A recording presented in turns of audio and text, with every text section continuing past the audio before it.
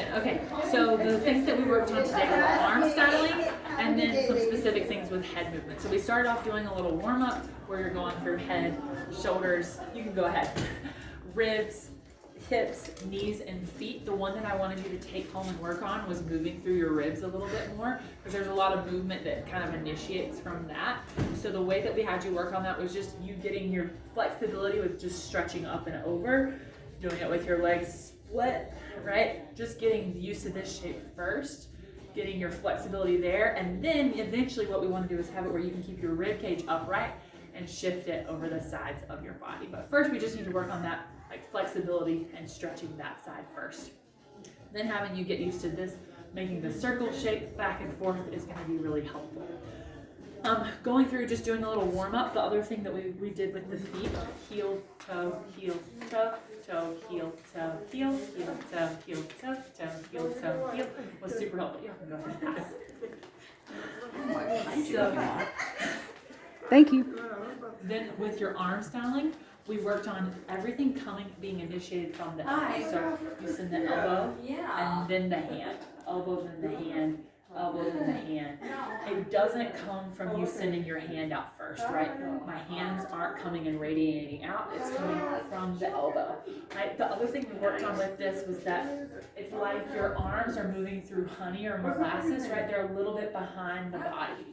And you want it to be that you're engaging your back and that everything's starting from a place of natural connection, right? So I'm keeping my back engaged, but then my forearms are pretty loose and free. So if I were to turn, my hands naturally rise because of asymmetrical acceleration. It's not that I'm picking them up and then turning, right? So just getting used to that feeling of natural momentum transfer with that. And then you can add the styling kind of at the end from a place where they're already kind of naturally engaged, and then you're just kind of riding that wave as opposed to like artificially sending it out and then bringing it in. So we worked on shifting, go back, shifting, go back, shifting, go back, shifting. You can go ahead, go back. Well, I don't want to take back. you away. You're good. Away from your picture. Then we worked on different placements for your arm. So having them low, bring them in, low, bring them in. This would happen exactly in a hip catch, right? They catch you, they send you around, they catch you, they send you around, they catch you. You want to bring your arms in so you're not hitting your leader, but practicing different heights, right? Where you can play with that. I can also change where I'm looking as I turn.